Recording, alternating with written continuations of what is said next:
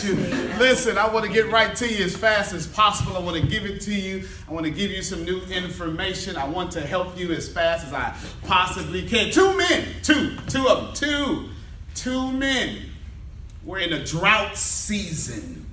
And in their drought season, both men wanted a harvest. Have you ever been there before? Yes. Has life ever put you between the place you wanted to go and the place you're struggling in? Do you understand how that feels like? The place where you wanted something and you're stuck between what you want and what you have. And that's important for you to understand, that we get stuck in these places between what we want and what we have. Life puts us there. And these two men have these farms. And one started complaining, and the other started sowing. Come on, girl. Did you hear what I just said? Yes. One started complaining, and the other started sowing. Before I finish the story, who do you think received the harvest? The one Sowing. You see, when the rain came, the one who complained went out and saw the blessing happening, and then started sowing seeds, hoping that the blessing would lend to his blessing. And the one who did not complain went out and started to sow seeds during the drought. Does that make sense? Yeah. He started sowing seeds during the drought, and in the drought, when the rain came, he received the harvest. I want to talk to you today about you planted it, you deal with it. That's what I want to talk about. Wait a minute. Okay, I want to talk to you today about you planted it, you deal with it. And I want to give you two laws. These are two universal laws, one called the law of causality, and the other, or the law of cause and effect, and the other is the law of correspondence. There's something strange about these universal laws. Man-made laws, if you break them, you can get away with breaking them if someone lets you. Universal laws are laws that are enforced, even if you believe in them or not. Listen to what I'm saying. I'm going to talk to you today about two universal laws that are dominating your life, and it is causing you to have what you want, or it is causing you to have what you are complaining about. A man-made law is a law that can be broken, that can be enforced, or that privilege can stop or enforce, or privilege can get you from being inside of it. But universal laws don't care about anything. If you find yourself on top of the Empire State Building, if you find yourself in downtown New York or downtown London, and if you jump off a building, the universal law of gravity does not care if you are Muslim. It does not care if you are Baptist. It does not care if you're a Catholic. The universal law does not care if you're a black, white, Jew, or Gentile. The universal law does not care if you're male or female. The universal law doesn't care if you wear pants to church if you're a woman. And the universal law don't care if you wear shorts to church if you're a man. The universal law of gravity will force you to hit the ground. Did you hear what I just said? Yeah. There is something special about understanding what these universal laws are going to do and how they're going to happen and how they do occur. There is something essential about understanding if you jump off a building, watch me, jump off a building, you still gonna fall. Does that make sense? Yes. Let me tell you why I tell you this. Because if it's universal, it doesn't matter if you believe in it. It will take hold. It doesn't matter if you do believe in it. It will take hold. It does not matter if you are conscious of it. It will take hold. Most of you are living your life unconscious of the laws of success, and you wonder why you're not successful. You have no idea about what can make you successful.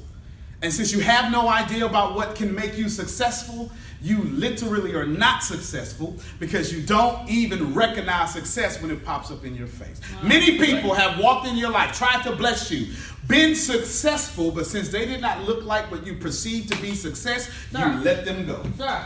It is very important that you understand this. It is very important that you get this. It is very important that you take this home. Many of you, all of you, most of you are sitting in the middle of a sea of success, choosing poverty. Did you hear what I just said? Very important. Sir. Very important that we understand this here. It is important that we understand that we choose these things. Another story I love to tell. A guy named Spencer Johnson wrote a nice little book. He wrote Who Stole My Cheese? He also wrote another book called Peaks and Valleys. And that was this young kid. And this kid was in Valley Land. And he was with Valley people. And he breathed Valley air. And he did Valley things. And he slept with Valley people. And he went to the Valley school. And he had no idea that the peak existed. Listen, brothers and sisters, friends, some of you are in the valley. And you have made the valley your standard of success. You've literally looked at the valley. And you said, this valley, ooh, I'm doing good in the valley. Ooh, I got me a 600 credit score. I'm all right now. Because everyone around you has a 300. It is very easy to be the big man in a town full of 3-foot ceilings. It's very easy. It's very easy to be 5 feet tall and think you're somebody surrounded by little people. And we have to get past the point in which we choose poverty and we dismiss prosperity. Everybody in your life right now is not meant here to be blessing you. Everybody in your life right now is not meant here to help you. And everybody on your journey that you love is not good for the journey that you love. Listen to what I just said. Everybody in your life on your journey whom you love, they are not good for the journey that you love. Write that down. Write this next thing down for me. Write it down. I'll repeat it for you.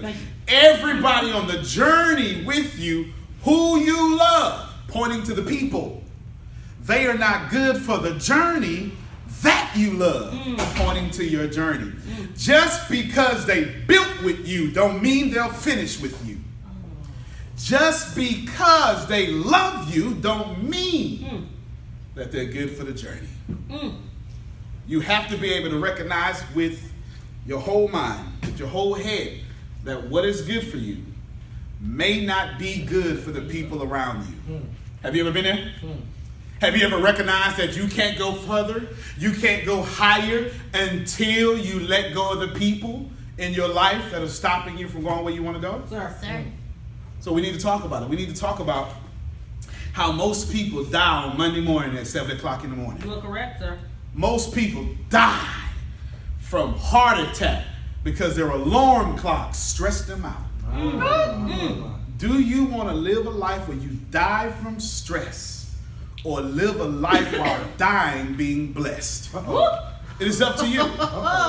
It is up to you if you decide if I die from stress or I die while being blessed. It is up to you if you decide that my choices are going to make me a millionaire or my choices are going to put me in poverty. It is up to you for you to decide if I'm going to complain about what I planted or if I'm going to plant what I don't have to complain about. It is completely up to you to decide if where I'm going is where I actually want to go or if it's where my mama want me to be. You better talk, boy. It's important. It's important. I want to relate to you. Some of you, actually, I can literally put a percentage upon you because I can tell you he who controls the wealth is also he who is living his dreams. And I can tell you that 1% of the world is controlling 96% of the world's wealth. I can also tell you mathematically there's another 3% that are living inside such almost of 1%. And so I can tell you that's 4% right there. So I can literally mathematically tell you that 96% of you are living someone else's life. Sir. Right. Because you can't live your dreams living their life. And you understand this. No. You understand this when you understand that your dreams is yours to protect. Let me help you out. Yes. Let me help you out. Let me help you out. Your dreams is yours to protect, and you only have to protect your dreams from the people who you love. You do not have to protect your dreams from your enemies. They're too far away from you to have any effect on you. You have to protect your dreams from the people who love you and don't love that you pass them up. Let me tell you a funny thing about success. Everybody loves success until you pass them up successfully. And when you start passing people up who are close to you, when you start passing people up who are next to you, when you start passing people up who want the credit for where you're going and what they've done for you, you will then make them envious. You will then offend them. And it will all be because of one law: causality. The law of cause and effect says that every effect that you have in your life, every single effect that you have in your life has a cause. Write that down. Every effect that you have in your life has a cause. Every effect that you have in your life has a cause. The law of cause and effect. You know it inside your Bible as the law of reaping and sowing. You also know it. You know this here as a Socratic model. You understand it as boomerang effect. It doesn't matter how you name it. It doesn't matter how you receive it. The law of causality, everything in this world flows from this law. It says that everything in the universe is not random, it is in order. And everything in this universe is alive and will respond to you. Yeah. Listen to what I said. Your maker, you can call him God, you can call him infinite intelligence, you can call him supreme being, you can say whatever you want to say. Whatever you think gave you source of life, put you here for life to respond to you. Everything that you call, whatever you call that says the source of life, it put you here for the life to respond to you. How many of you are responding to life instead of making life respond to you? Uh-oh. Dang it. You have to think about it. You got to think about it, friends. Life is too hard for you to make it harder. Life is far too hard for you to make it worse than what it already needs to be. Your life has value, your body has meaning, and it's not your job to respond to what's happening to you. It is your job to force what's happening to you to stop, and you create what you want to happen. So in order for you to properly use the law of cause and effect, is you have to first look at the effect. I'm giving you blueprints. I'm trying to get you to understand. You planted it, now you got to deal with it. If you look at the effect, if you look at your life, if you look at the effect, you can control the cause. Anything you can account for, you can control. If you don't like your life, you planted those seeds. Law of cause and effect. If you don't like the effect, you must change the cause. Write that down. If you don't like the effect of your life, you must change the cause that created it. Do you understand what I'm saying? Yeah. If you don't like the effect of your life, you must change the cause that created it. Why is this important? Why does everything flow from this? It flows from this because if you have it in your life, you created it in your life. Yeah, that's right. Yeah. This is a scientific fact. This is a universal law. Let's go back to what universal laws are. Let's see if we can get an understanding of what is universal. Universal means it's not about being what is right or wrong. Universal means that this is what's going to happen whether you believe in it or not. And most of you don't even believe in yourselves, and you're trying to believe in the harvest so you can get it. How can you get a harvest that you believe in when you don't believe in yourself? All right, sir. Wait, okay. Yeah. Wait, sir. We got to get past the point in which we're looking at our outside circumstance and our circumstances are affecting us. I know a guy who has all the talent in the world. He's tall, dark, and handsome. His hair is laid out perfectly. He doesn't even have to brush it. His teeth are as white as natural teeth can get without looking funny. He has all his teeth. He's never had a cavity in his entire life. He has muscles he was born with. He literally has the deepest voice that you would love. He is a great person. He is a charmer, and he is lazy because he never struggled in his entire life. His mama coddled him. And every time life would attack him, his mama jumped on his cross and made sure he didn't have to suffer. And now that he's a grown man, he wants women to take care of him. And he thinks he's entitled for this to happen because what his mama did, he expects these women to do.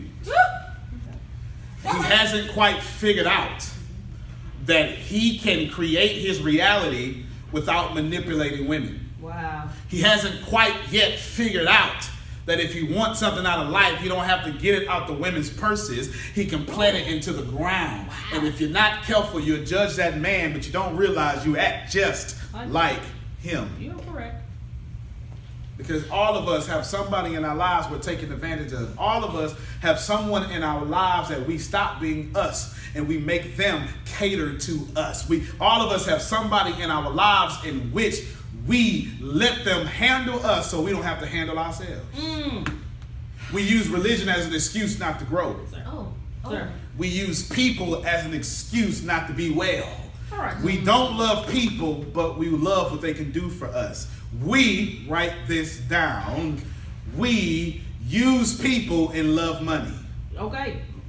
Yes. I'm sorry. Yes. And we have to get past the point because if you use people, that is a cause. And the effect of using people, if the cause is using people, the effect is you're only going to attract people who use you. Have you ever been tired of life to the point where you're tired of people always, you being there for them, but they're never there for you? That's because in the ground of this earth, all you plant is you are going to use people and never be there for them. Cause and effect.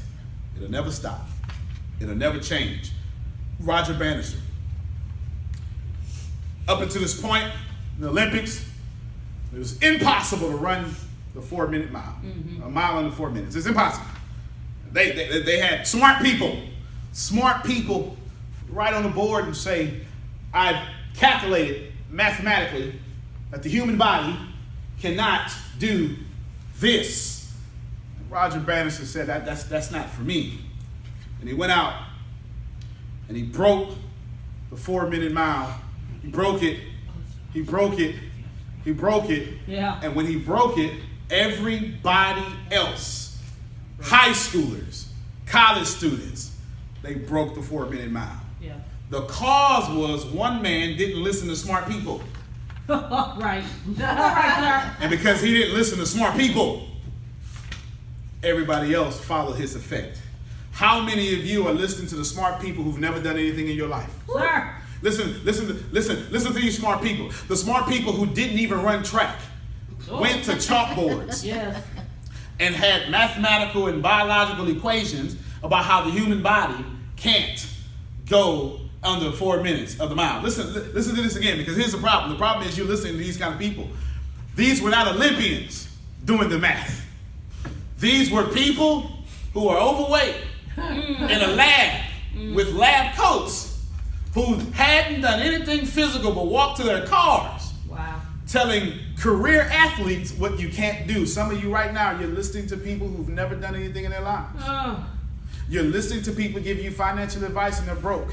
You're listening to people talk you out of network marketing opportunities and they don't network or market. You're listening to people tell you don't date her and they've been single their whole lives. You're listening to people tell you not to do this and they don't do anything. And that is part of the law of cause and effect. If you have a seed, it comes up into the ground. Life is full of abundance. Yes.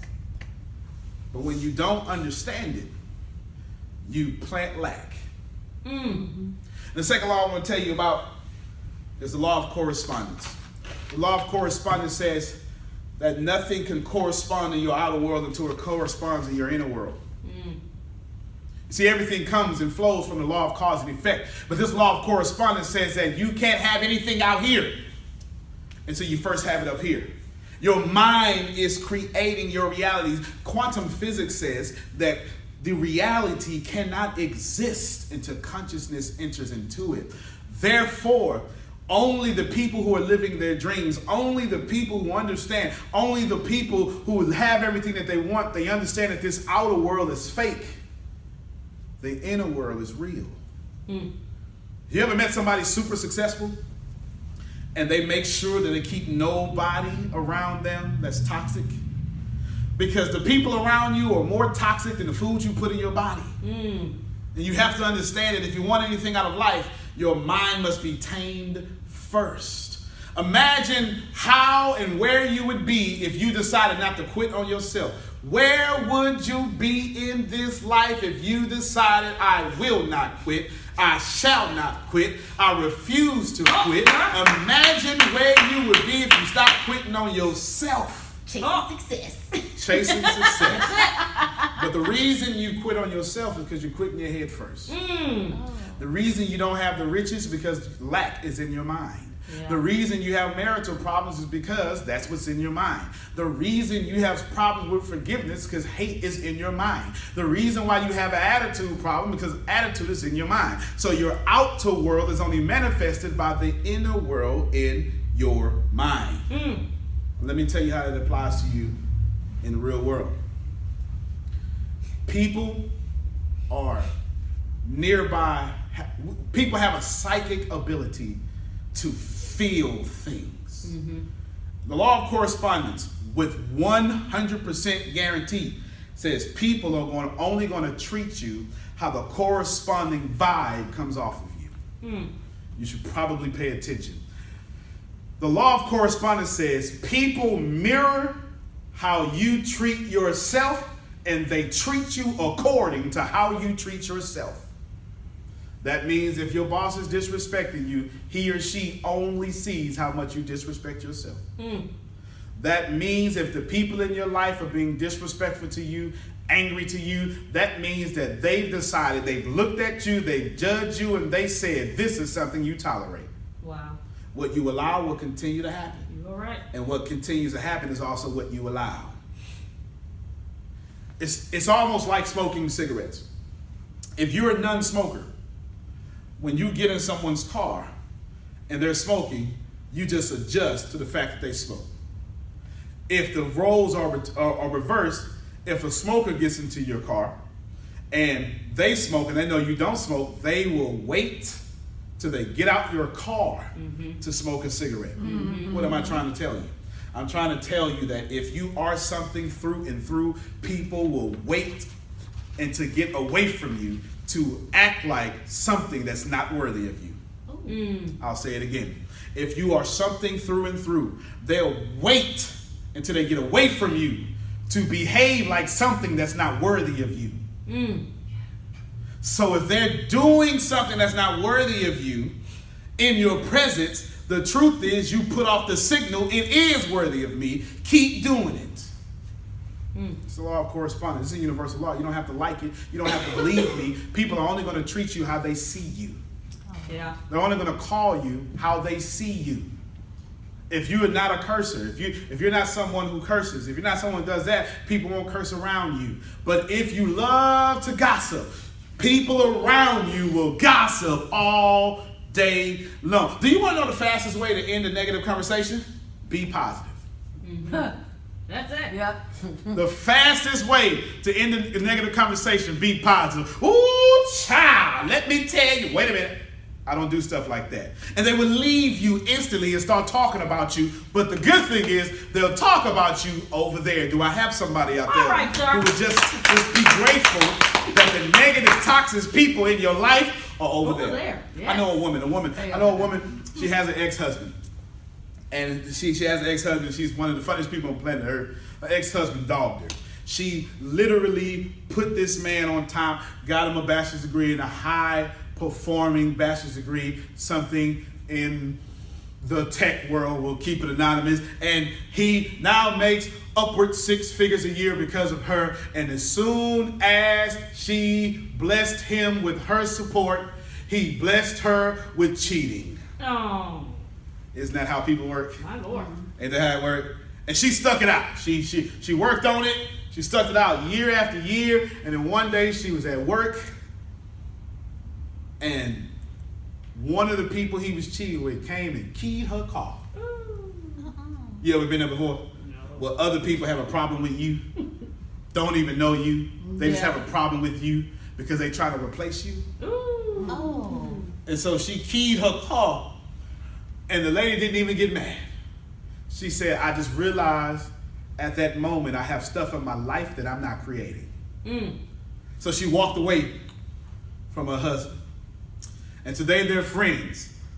But she says they're friends over there. Look at the cheesy face smile. Did you hear what I just said? She loves him to death Face smile. over there. That's it. He has his own business over there. He's planting toxic seeds over there. And you ought to be able to be strong enough to let negative, toxic people go way over there.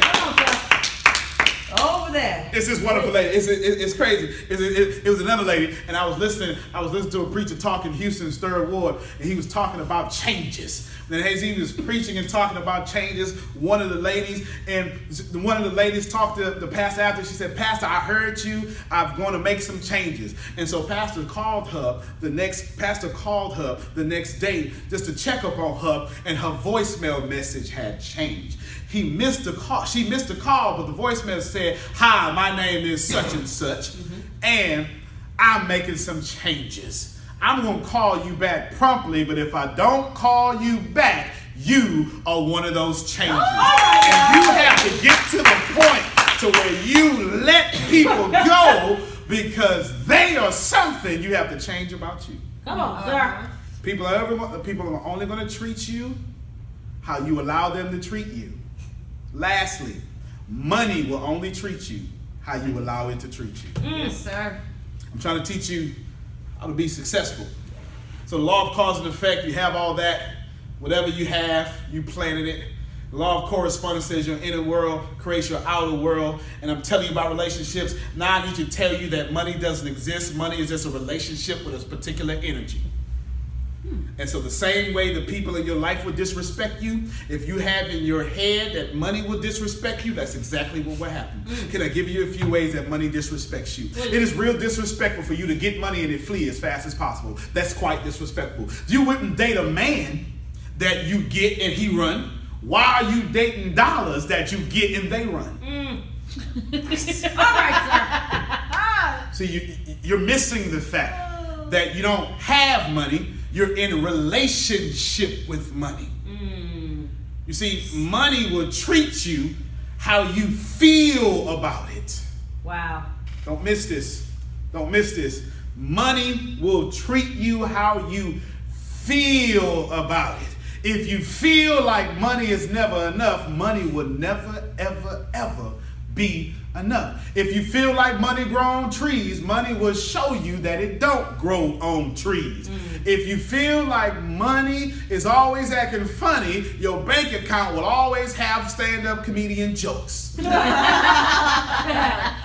is important that you understand that this life is so important. It is so unique that you are here for a precious amount of time.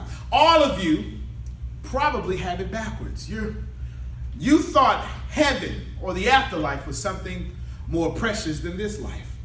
Let's use this from a law of supply and demand. You're familiar with economics. Are you? Supply and demand? Yeah. Supply and demand real simply says if the supply is really high, then the cost is really low. Yeah.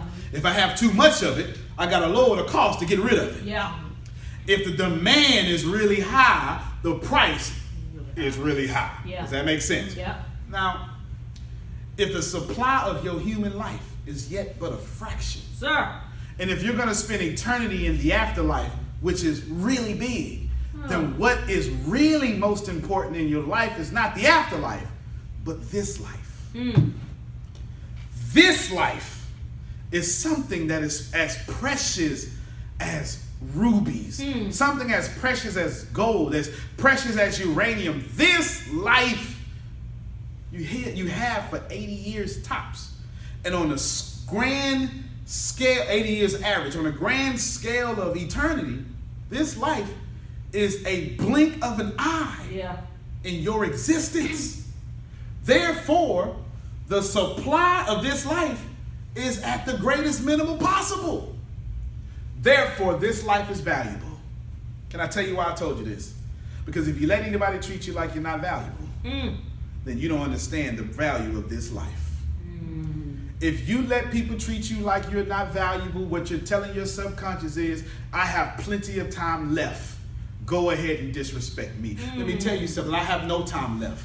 I might die today, I might die tomorrow. If I don't die tomorrow, it's still not your business or mine. I still have to do what I have to do. If you continue to disrespect me, if you continue to love me, I love you. If you continue to disrespect me, I love you. It does not matter. I did not come here to die and be in poverty. I came here to get every single thing that I have. And there ought to be somebody out there. There ought to be somebody who will literally say that I will not give up. I will not quit. I will not back down. You will not disrespect me. And money won't disrespect me, because all I have is this life, and this life is mine, and I will be in prosperity.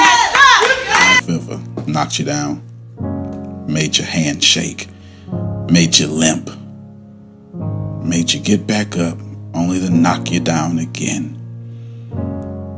Has life ever made you forget that you are royalty, that you are a queen, that you are a king? Get up. Don't stay down. Get up. Keep walking. 13 steps to dominance is for you. Limp. Fight. Breathe, then break and breathe again. But this is your moment. This is your time. This is how you walk. There's 13 steps in here, and all of them are to straighten you up and send you to your supreme destiny. Have you ever been broken? If so, broken is a great beginning. Keep walking.